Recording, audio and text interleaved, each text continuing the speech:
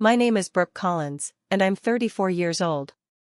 The cabin in Montana that I inherited from my grandfather has always been my sanctuary, my escape. When my sister Audrey asked to use it for a weekend family gathering, I reluctantly agreed despite my marital troubles with Jason.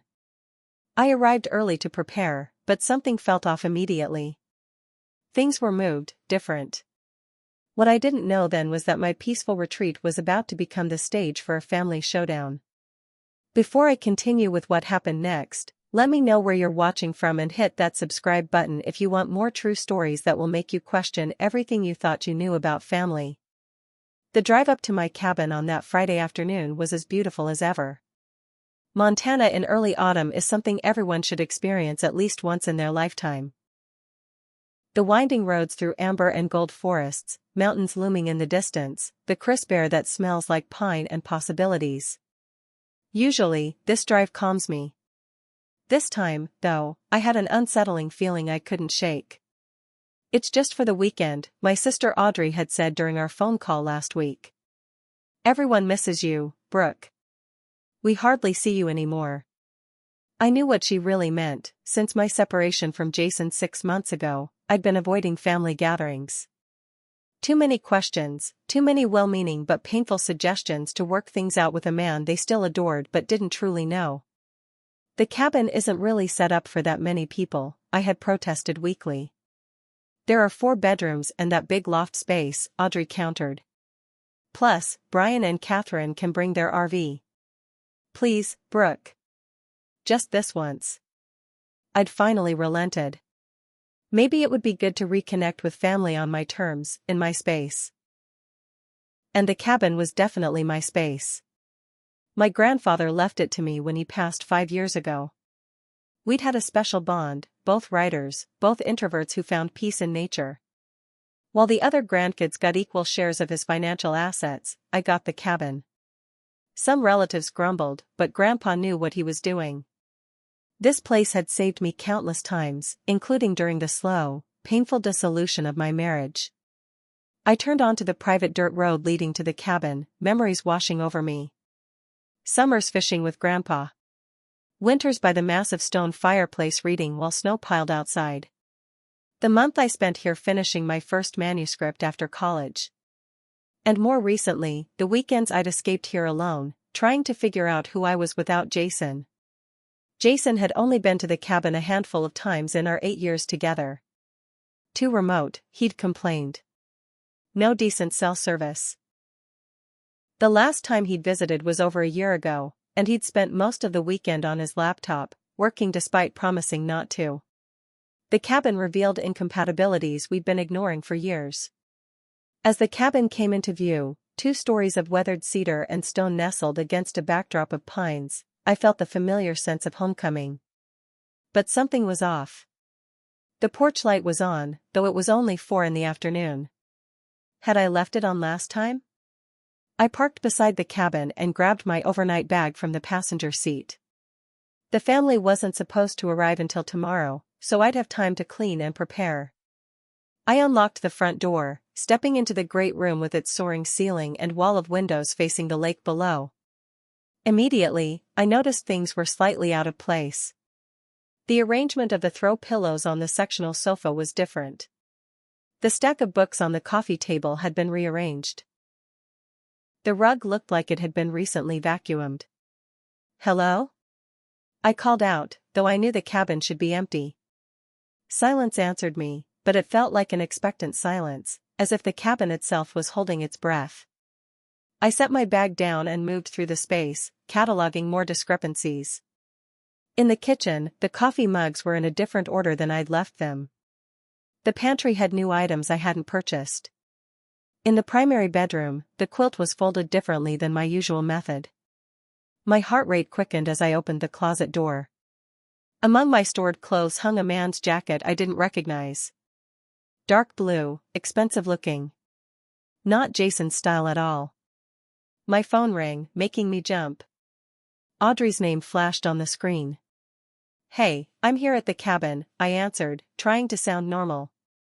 "Already? I thought you weren't going until tomorrow morning," she said. "I wanted to get things ready." When will you arrive tomorrow? A pause. What do you mean? We're not coming until next weekend. Did you get the dates mixed up? My blood ran cold. You said this weekend. You specifically said Friday the 12th. No, Brooke. I definitely said the 19th. Are you okay? Before I could answer, I heard the sound of car tires on gravel outside. Looking through the front windows, I saw not one but 3 vehicles coming up the drive. Someone's here, I whispered into the phone. Multiple cars. What? Who? Audrey sounded as confused as I felt. I don't know. I'll call you back. I ended the call as the first car, a silver SUV I recognized as belonging to my cousin Megan, parked next to my sedan. I watched in growing confusion as a black pickup truck pulled in behind it, Uncle Brian and Aunt Catherine's vehicle. The third car, a red compact, I didn't immediately recognize. My heart hammered against my ribs as car doors opened and familiar faces emerged. Megan waved enthusiastically when she spotted me in the window. Uncle Brian began unloading coolers from his truck bed. From the red car stepped my Aunt Stephanie, followed by my cousins Caleb and Ashley. What was happening? If Audrey hadn't arranged this gathering for this weekend, then who had? And why did they all seem to know exactly when to arrive? I opened the front door and stepped onto the porch, trying to compose my features into something resembling a welcoming smile. Surprise! Megan called out, hurrying toward me with arms outstretched for a hug. Surprise indeed. But I had a sinking feeling this was only the beginning. I stood frozen on the porch as my relatives approached, their faces alight with excitement that contrasted sharply with my confusion. Megan reached me first, enveloping me in a tight hug that I automatically returned while my mind raced. We've missed you so much, she exclaimed, pulling back to examine my face. Megan and I had been close as children but had drifted apart in adulthood. Now, at 32, she was a kindergarten teacher in Bozeman, married with twin boys who appeared to be absent from this gathering. What are you all doing here? I asked, my voice strained despite my efforts to sound casual. Audrey just told me the family gathering isn't until next weekend. Confusion flitted across Megan's face. What? No, it's definitely this weekend. We've had it planned for weeks. By now, the others had reached the porch. Aunt Catherine, my mother's older sister, stepped forward. Always the family matriarch since my mother's passing 10 years ago, she had a way of taking charge of any situation. Brooke, darling, she said, kissing my cheek. You look thin. Have you been eating properly? Before I could respond, Uncle Brian had pulled me into a bear hug. There's our mountain girl. Place looks great. One by one, they greeted me, Aunt Stephanie with her perfectly maintained blonde bob, Cousin Caleb with his new beard, Cousin Ashley showing off her engagement ring that I hadn't known about. They all acted as if this was completely normal, as if showing up at my cabin unannounced was exactly what we'd planned. Seriously, what's going on? I interrupted as they started carrying bags and coolers past me into the cabin. Audrey told me she scheduled this for next weekend. They all exchanged glances. Audrey? Aunt Catherine repeated. Honey, Audrey didn't organize this. This was all arranged weeks ago. Don't you remember the group texts? I most certainly did not remember any group texts, because I hadn't received any. Before I could say so, Caleb spoke up. Hey, where should we put the food? Kitchen, right? Without waiting for an answer, he hefted a large cooler and headed inside with the confidence of someone who knew exactly where he was going. I followed him, increasingly disturbed. Caleb had only been to the cabin once, years ago, for a single afternoon. How did he know the layout so well? Inside, my family members dispersed throughout the cabin with unsettling familiarity. Ashley went straight to the linen closet and began distributing towels. Uncle Brian knew exactly which cabinet held the glasses. Aunt Stephanie found the thermostat without looking for it. Has everyone been here recently? I asked, my voice sharper than intended. Another exchange of glances that set my nerves on edge. "No, not at all," Aunt Catherine said smoothly. "It's just such a typical cabin layout. Very intuitive. Nothing about my grandfather's custom-built cabin with its unconventional floor plan was typical or intuitive." I pulled out my phone to call Audrey again, but found no service, typical for the cabin's remote location. The Wi-Fi was working, though, which was strange since I hadn't turned it on.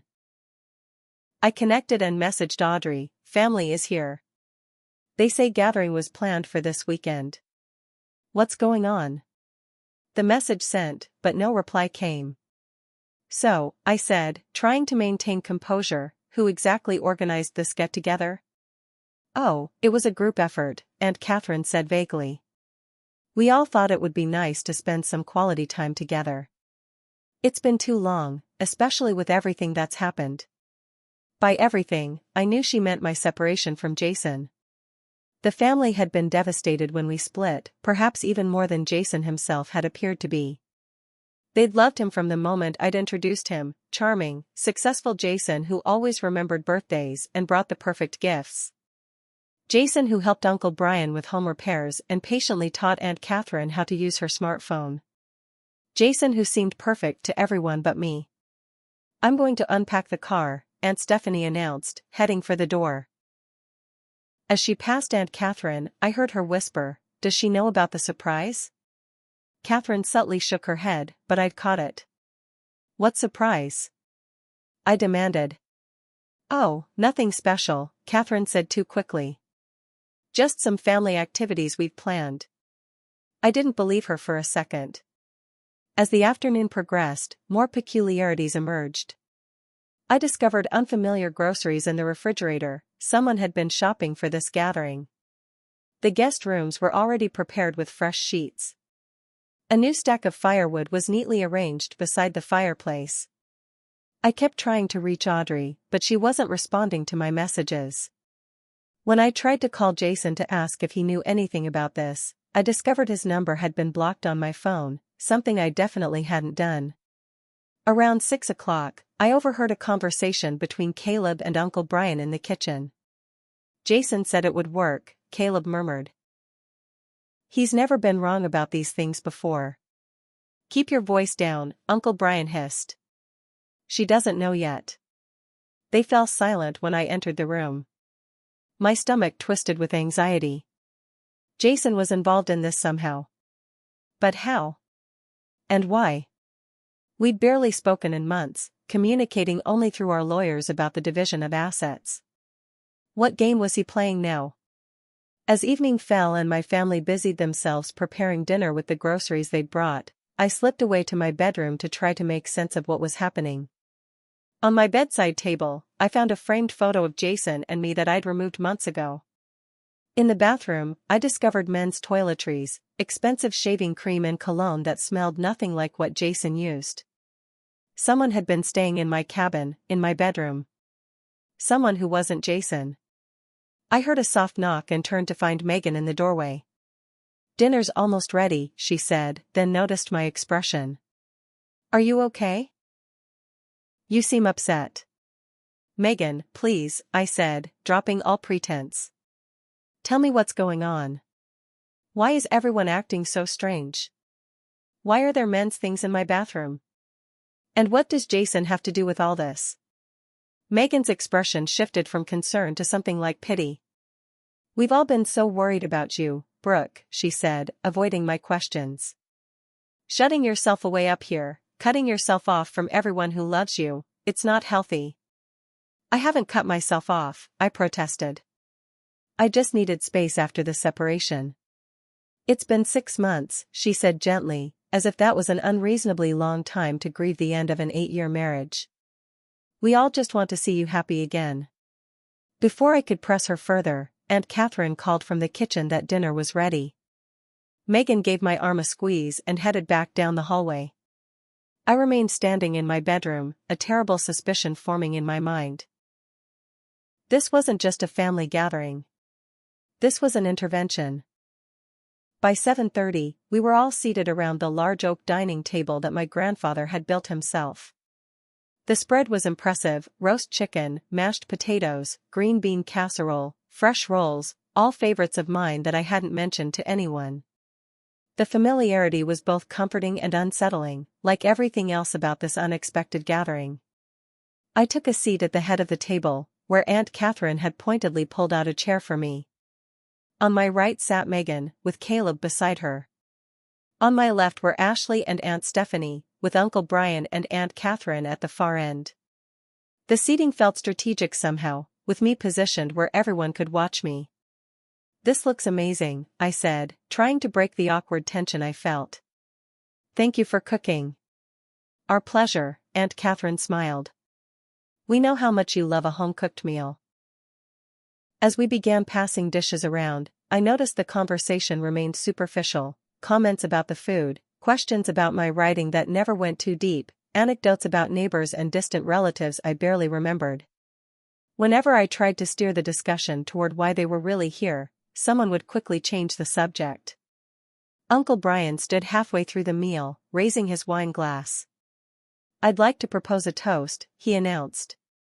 "To family, to new beginnings, and to healing old wounds. May this weekend mark the start of a fresh chapter for all of us, especially for you, Brooke." Everyone raised their glasses, eyes fixed on me with varying degrees of expectation and what looked unnervingly like anticipation. I lifted my glass automatically, the words "new beginnings" and "healing old wounds" echoing in my mind. This was definitely about Jason. "And to surprises," added Caleb with a grin that disappeared when Aunt Catherine shot him a warning look. Throughout dinner, I caught them exchanging glances when they thought I wasn't looking.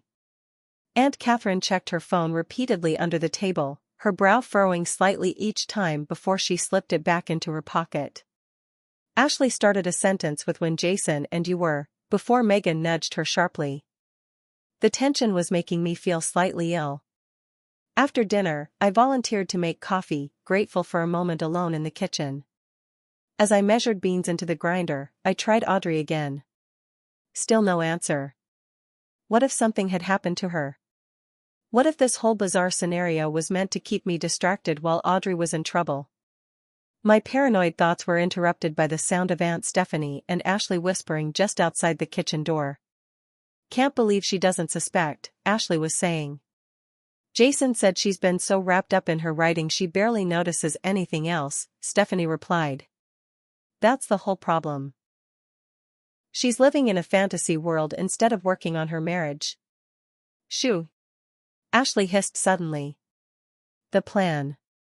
Remember what Jason said about the plan." I stepped into the doorway, making them both jump. "What plan?" I asked bluntly. "What did Jason tell you?" Aunt Stephanie recovered first. "Nothing, honey. Just about his work project. You know how he gets with his business ventures." I didn't believe her for a second, but before I could press further, Uncle Brian called out that he'd found my old photo albums and everyone should come look.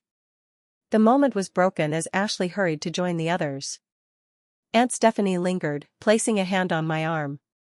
"Brooke, we're all here because we love you. I hope you know that."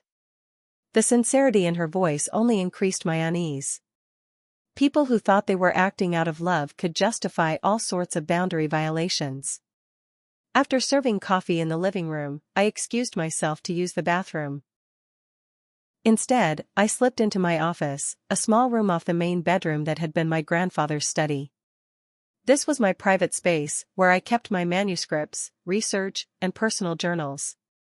Immediately, I could tell someone had been here. My laptop was at a slightly different angle. The stack of reference books had been rearranged. And most disturbingly, my current journal, where I'd been documenting my feelings about the separation, my fears, my anger at Jason, was not in its usual place in the desk drawer but sitting on top, as if someone had been reading it. I felt violated, my private thoughts exposed. But before I could process this invasion, my eye caught on a notification on my laptop screen, an email from Jason sent 3 weeks ago to everyone currently in my cabin. I shouldn't have opened it, but I had to know. The subject line read, "Operation Reconnect, Brooke Intervention Weekend." The email detailed plans for this very gathering, with Jason assigning roles to each family member, who would cook favorite meals, who would subtly mention positive memories of my marriage, who would set up the cabin in advance. There was mention of a phase 2 that would commence Saturday evening, though the details weren't specified. I felt sick. This wasn't just an intervention, it was a carefully orchestrated manipulation. And my family, my own blood, had agreed to participate. Just then, I heard a soft knock. I quickly closed the email as Megan poked her head in. "Everything okay? You've been gone a while." I forced a smile. Just needed a moment. It's been overwhelming having everyone here unexpectedly. Megan stepped inside, closing the door behind her. She glanced at the journal on my desk. "I told them not to go through your things," she said quietly. "For what it's worth, I didn't think this was a good idea." "Then why are you here?" I asked, my voice barely controlled. She sighed. "Because Jason can be very persuasive.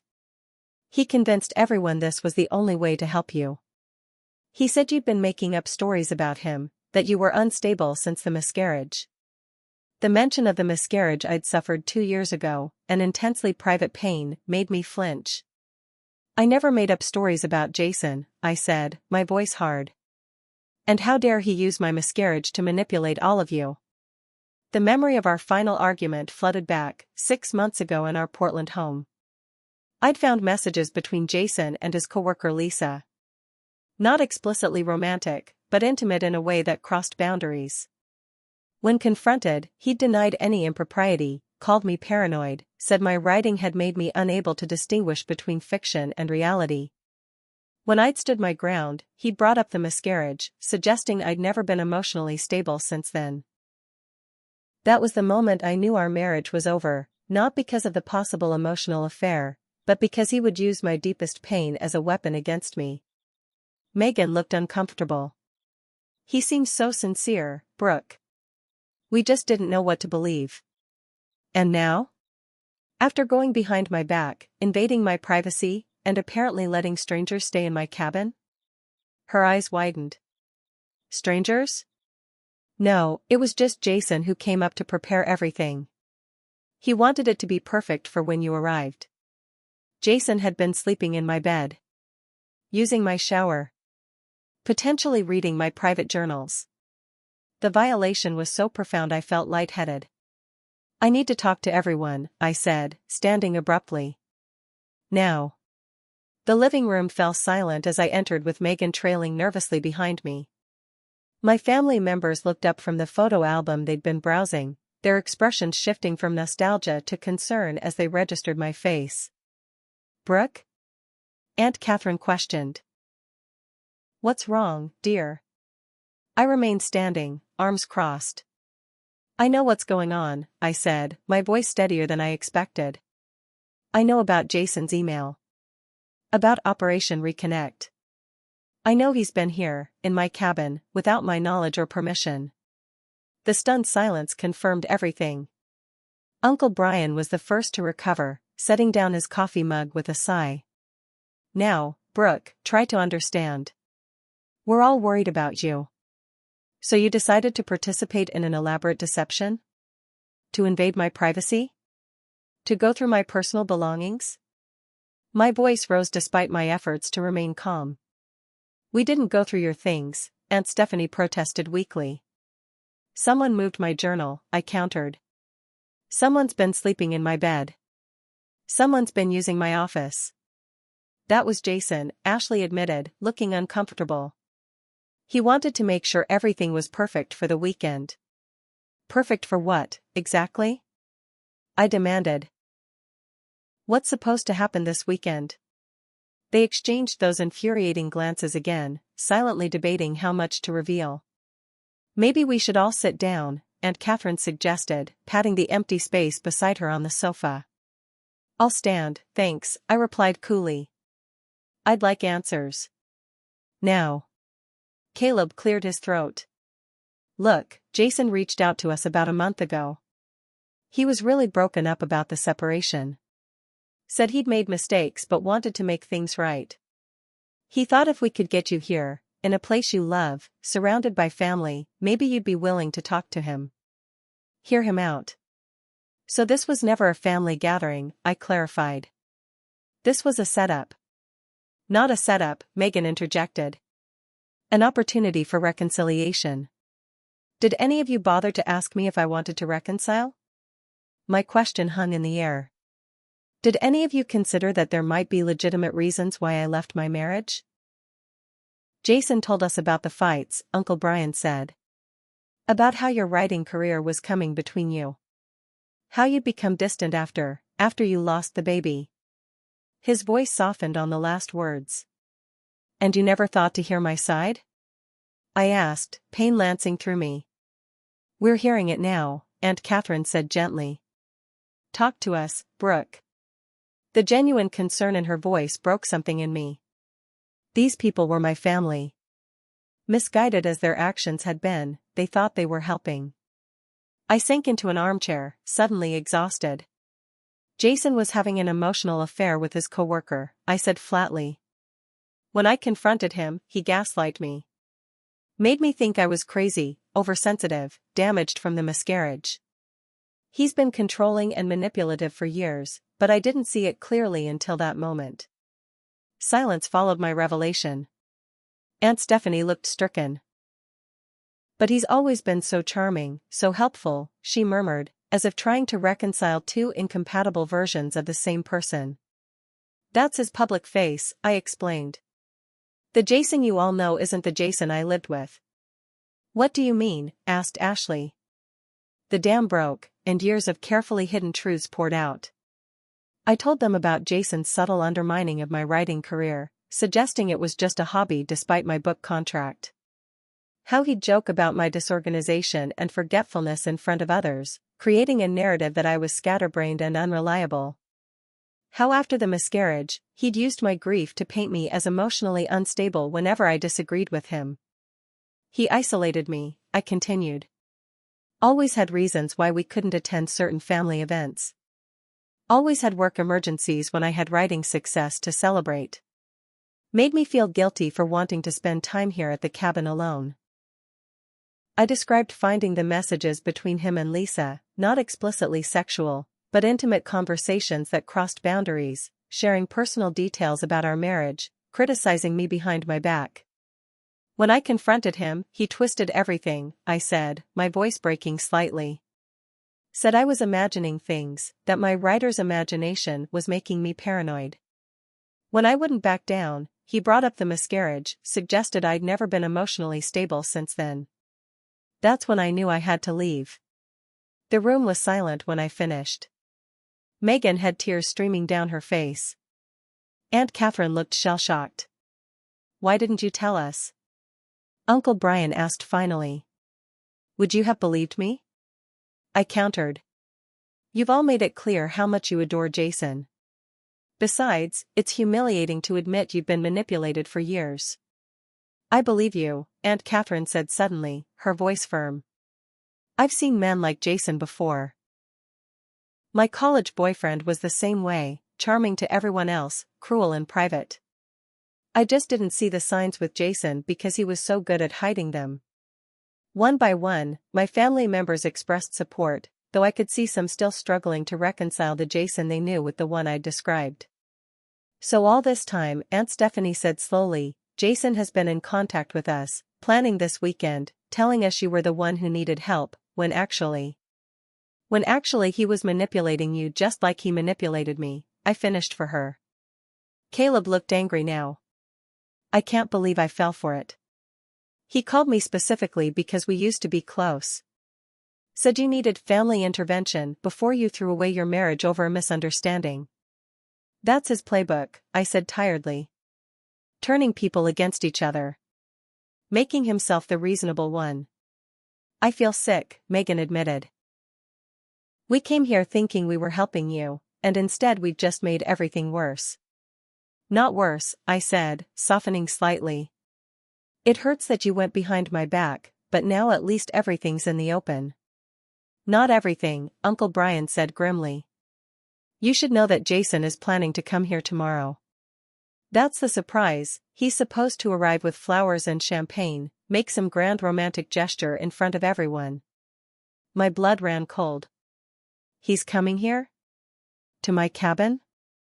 That was the plan, Aunt Catherine confirmed. We were supposed to soften you up today, remind you of happy family times, subtly talk up Jason's good qualities. Which is why you've all been acting so weird, I realized. You were following a script. They looked ashamed, and I felt a surge of empathy despite my anger. Jason had manipulated them too. What do you want to do? Megan asked. We can call him, tell him not to come. I considered this, thinking through the possibilities. No, I said finally. Let him come. Are you sure?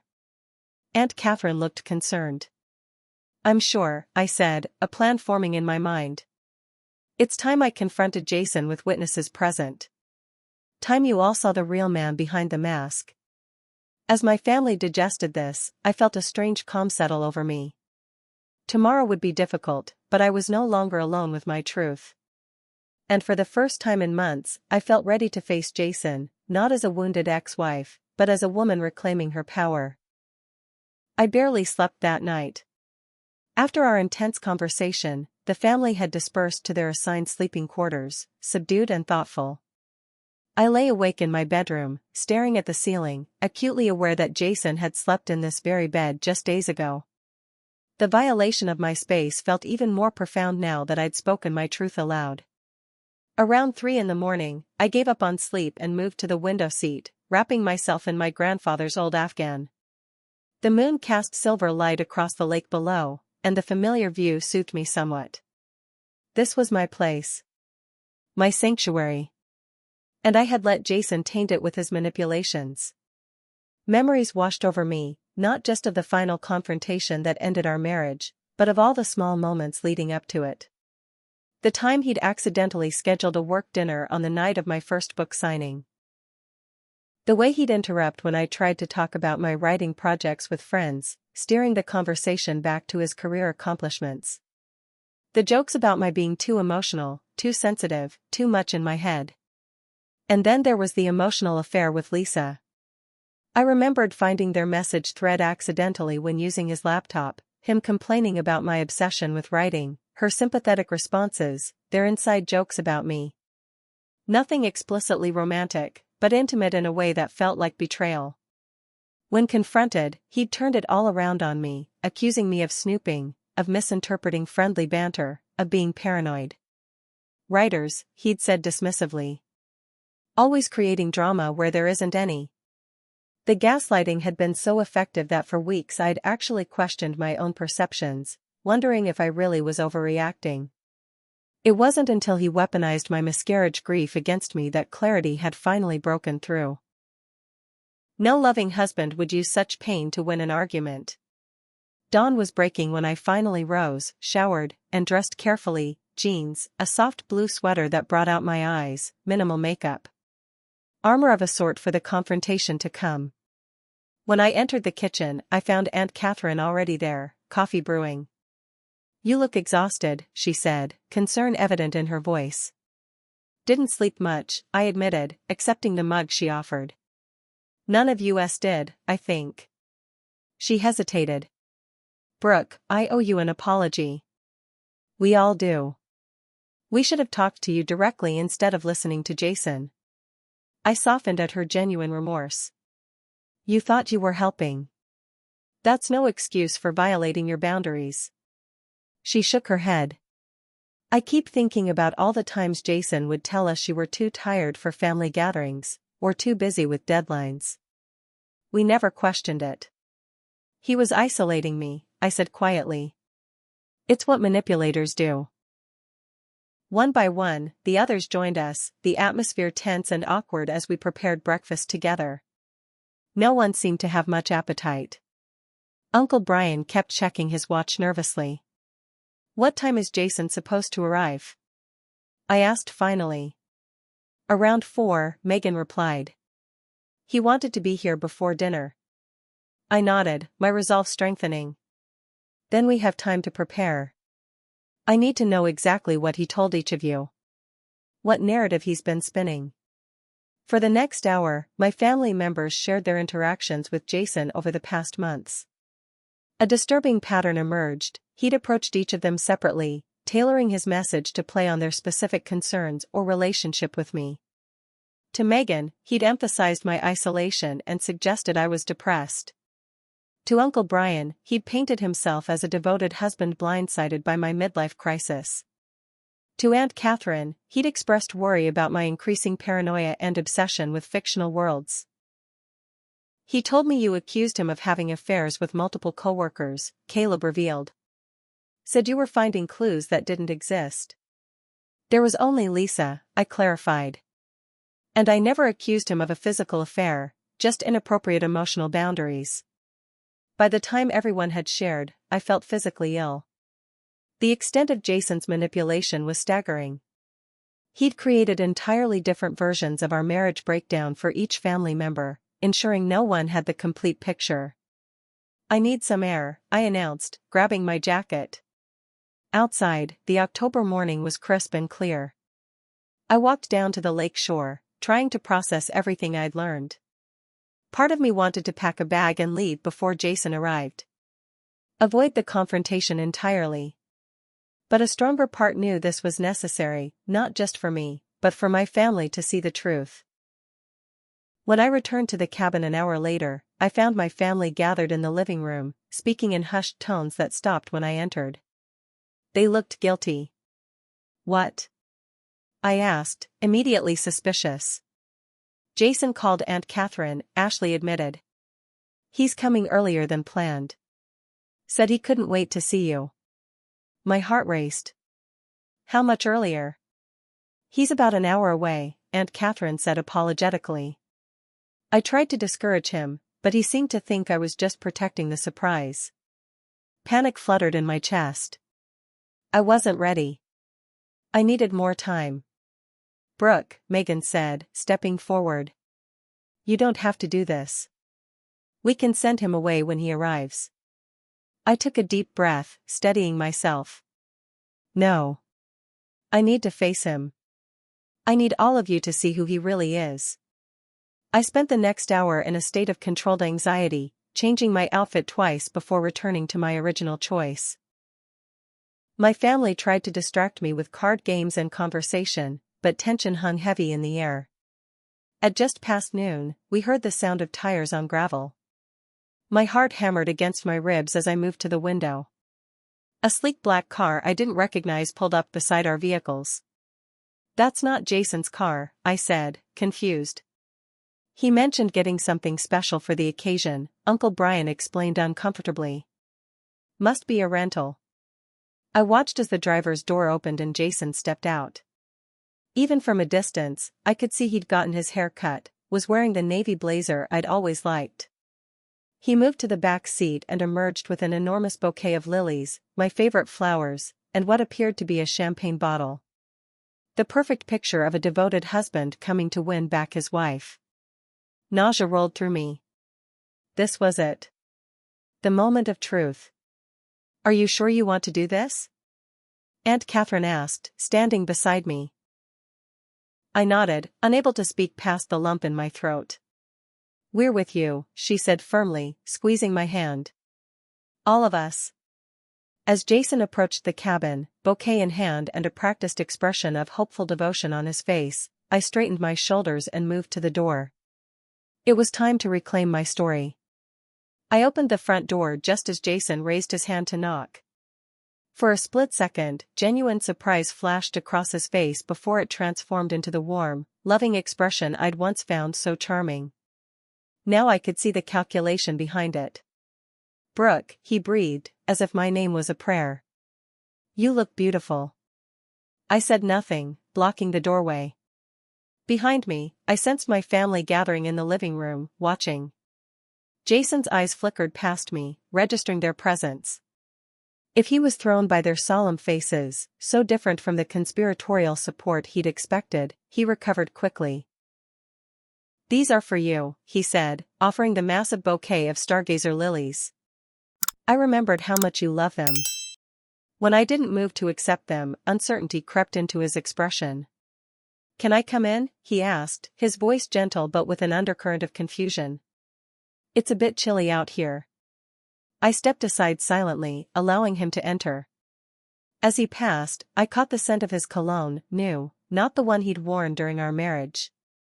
Another piece of his carefully constructed persona for this reconciliation. Jason moved into the living room, taking in the assembled family members. His smile faltered slightly at their stony expressions. "Well," he said with a forced laugh, "I guess the surprise is ruined. But I'm still glad you're all here to witness this." He set down the champagne and flowers on the coffee table and turned to me, reaching for my hands. I kept them firmly at my sides. "Brooke," he began, his voice taking on the emotional tone he used in business negotiations when he wanted to appear vulnerable. "These past 6 months without you have been the worst of my life. I've done a lot of soul-searching, a lot of thinking about what went wrong between us." He paused, clearly expecting me to respond. When I remained silent, he continued. "I know I wasn't perfect.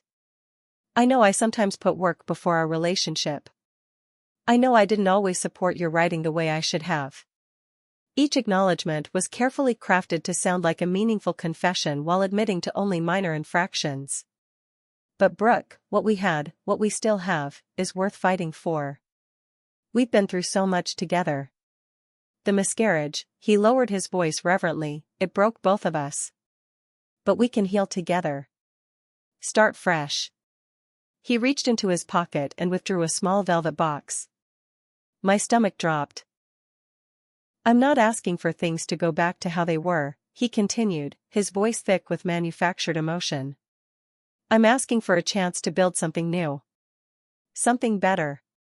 He opened the box, revealing a diamond ring that was not my original engagement ring but something larger, more ostentatious. "Will you come home, Brooke? Will you give us another chance?" The silence that followed was absolute. I looked at this man I had once loved, seeing with perfect clarity the performance he was giving. For our audience. For me. For himself, perhaps. "No," I said simply. Jason blinked, momentarily thrown off script. He'd clearly expected either joyful acceptance or tearful hesitation, both scenarios he would know how to navigate. "I understand you need time," he recovered smoothly. "This is a lot to process. Maybe we could talk privately?" He glanced meaningfully at my family. "Anything you have to say to me, you can say in front of them," I replied, my voice steady. "In fact, I think it's important they hear this." Confusion crossed his features, followed quickly by the first flicker of irritation. He was losing control of his carefully orchestrated moment. "Brooke, be reasonable. This is between us." "Is it?" I challenged. "Because you've spent the last month talking to my entire family behind my back. Planning this ambush. Telling them I'm unstable, paranoid, living in a fantasy world." His expression tightened almost imperceptibly. "I never said. You told Caleb I was accusing you of multiple affairs. You told Megan I was depressed and unstable since the miscarriage. You told Uncle Brian I was having a midlife crisis." With each example, Jason's facade cracked further. "Should I continue?" He shot a betrayed look at my family members. "I was concerned about you," he said, his voice hardening slightly. "We all were. You've been isolating yourself, rejecting family gatherings, burying yourself in your writing instead of dealing with real life." "My writing is real life," I countered. "It's my career, my passion, something you never respected or supported unless it was convenient for your image as the supportive husband." "That's not fair," he protested, a hint of his true self beginning to emerge as his frustration mounted. "I attended your book launch, didn't I? I bragged about you to all my colleagues. You scheduled a client dinner the night of my first signing and arrived an hour late. You bragged about having a writer wife but never actually read my books. You called my writing cute stories to your friends." Jason's jaw tightened. He glanced at my family, clearly trying to assess whose side they were on. Finding no allies in their expressions, he tried a different tactic. Brooke, I know you're still hurting from everything we've been through. The miscarriage affected you deeply. Don't you dare, I interrupted, my voice low and dangerous. Don't you dare use our loss to manipulate me again. I'm not manipulating anyone, he insisted, raising his voice slightly. I'm trying to save our marriage, but you're so determined to cast me as the villain. You read my private journal, I cut in. You came to my cabin without permission. You slept in my bed. You went through my personal belongings. You lied to my family about me. Tell me again how you're not the villain in this story. Jason's careful mask slipped completely then, his expression darkening. Someone had to help you see reason, he snapped. You've created this narrative where I'm some kind of monster, when all I did was try to build a life with you. A real life, not the fantasy world you prefer. There it is, I said quietly. The real Jason. The one who belittles me. Who dismisses my perspective. Who twists reality to suit his version of events. I turned to my family. This is what I lived with. The constant undermining. The subtle put-downs. The way he makes me question my own experiences. Oh, for God's sake, Jason exploded, his charming persona completely evaporating. You're doing it again, turning everyone against me with your writer's imagination and your victim narrative. This is exactly why I had to involve your family. You've completely lost perspective. Aunt Catherine stepped forward then. Jason, she said firmly, I think you should leave. He looked at her in shock. Catherine? We talked about this. You agreed Brooke needs help. What Brooke needed was for us to listen to her, Catherine replied. Something none of us did, least of all you. Jason looked around the room, desperation creeping into his expression as he realized he'd lost his audience. His gaze settled on Caleb, who had been the most sympathetic to his version of events. Caleb, come on. You saw the evidence. You know how she gets caught up in her stories. Caleb shook his head slowly. I only saw what you showed me, Jason. And now I'm seeing something very different. Jason's face hardened as he realized he'd lost control completely. He turned back to me, all pretense gone. You think you're so clever, turning them all against me. But who's going to be there for you when your little writing career fails? When you're alone in this cabin with nothing but your made-up stories? I was willing to give you another chance despite everything. Despite what, exactly? I challenged, feeling stronger with each word. Despite me finding your inappropriate messages with Lisa? Despite me finally standing up for myself? Despite me refusing to be gaslighted anymore? There was nothing inappropriate with Lisa, he shouted, his composure completely shattered. You read a few friendly messages and constructed this whole affair narrative because you needed drama for your boring life. I never said it was an affair, I pointed out calmly. Just inappropriate boundaries. But thanks for confirming how defensive you are about it. Jason's face flushed with anger. This is pointless. You're impossible to reason with when you're like this. When I'm like what, Jason? Strong? Clear? Unwilling to accept your version of reality? He snatched up the champagne bottle, leaving the flowers and ring box on the table. I don't have to listen to this. I tried to be generous, to forgive your irrational behavior, to give us another chance. But you're determined to throw away 8 years over nothing. It wasn't nothing to me, I said quietly. Of course not.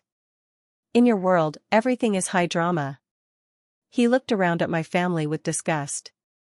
And apparently you've all decided to indulge her delusions. Fine. Perfect. You deserve each other. He stormed toward the door, then turned back for one parting shot. By the way, I read your new manuscript on your laptop. It's self-indulgent garbage, just like everything else about you. The door slammed behind him with such force that the windows rattled. Through the front window, we watched him throw the champagne bottle into the woods before peeling away in his rented luxury car, gravel spraying. In the silence that followed, I felt an overwhelming sense of relief mixed with vindication. My family had witnessed exactly who Jason really was, not the charming, devoted husband he pretended to be, but the controlling, manipulative man I'd been trying to escape. Aunt Catherine wrapped an arm around my shoulders. "I'm so sorry we didn't believe you," she said softly. "Me too," echoed Megan, tears in her eyes. One by one, my family members expressed their regret and support. There would be more conversations needed, more healing to do, but in that moment, I felt truly seen for the first time in years. I picked up the ostentatious diamond ring Jason had left behind and studied it dispassionately. "You know what's ironic?" I said. "This isn't even my style." After 8 years of marriage, he still didn't know me at all. Or perhaps, I realized, he had never cared to. The morning after Jason's dramatic exit, I woke to the smell of coffee and bacon wafting through the cabin. For a moment, I lay still, processing everything that had happened. The weight that had been pressing on my chest for months felt lighter. Not gone completely, but lighter.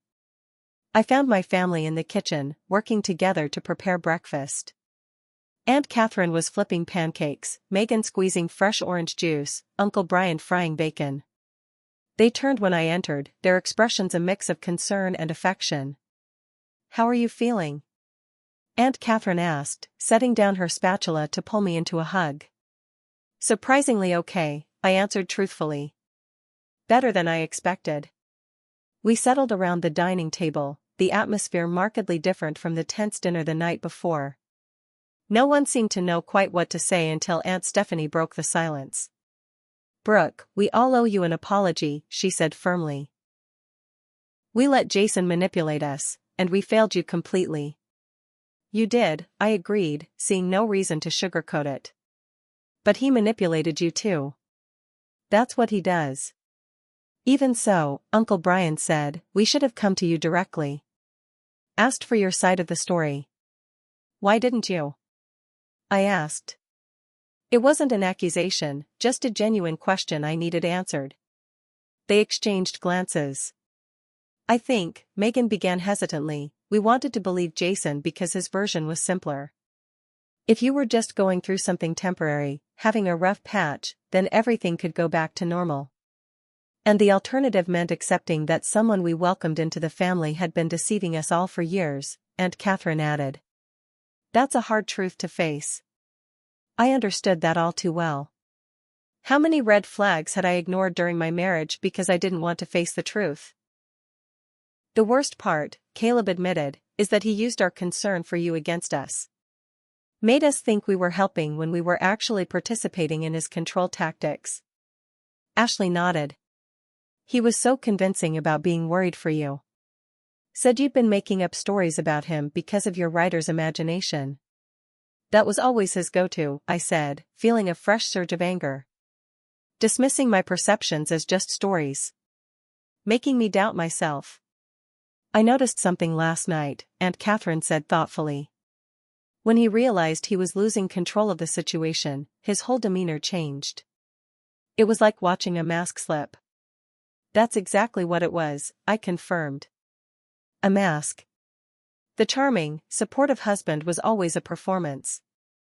We spent the morning talking openly, about Jason, about the signs we'd all missed, about how to move forward. It was painful but necessary, like cleaning a wound that had been allowed to fester too long. After breakfast, something unexpected happened.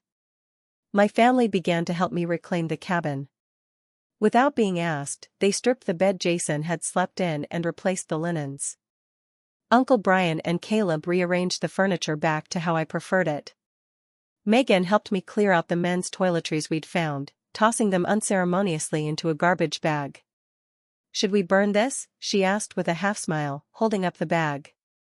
"Tempting," I laughed, "but let's just throw it away.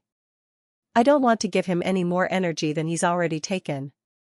By midday, we'd erased most traces of Jason's presence. The cabin felt like mine again, a safe space, a sanctuary. As we took a break for lunch, my phone rang. It was Audrey, finally returning my calls.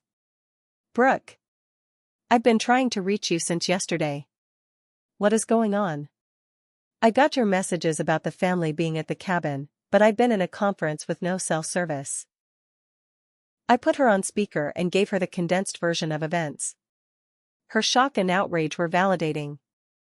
I'm coming up there, she declared. I'm about 3 hours away. Don't go anywhere. True to her word, Audrey arrived that afternoon, bursting through the door with a fierce expression that softened when she saw me surrounded by family. She pulled me into a tight hug. I can't believe he did this, she whispered. I'm so sorry I wasn't here. You're here now, I said, hugging her back. That evening, we built a bonfire by the lake.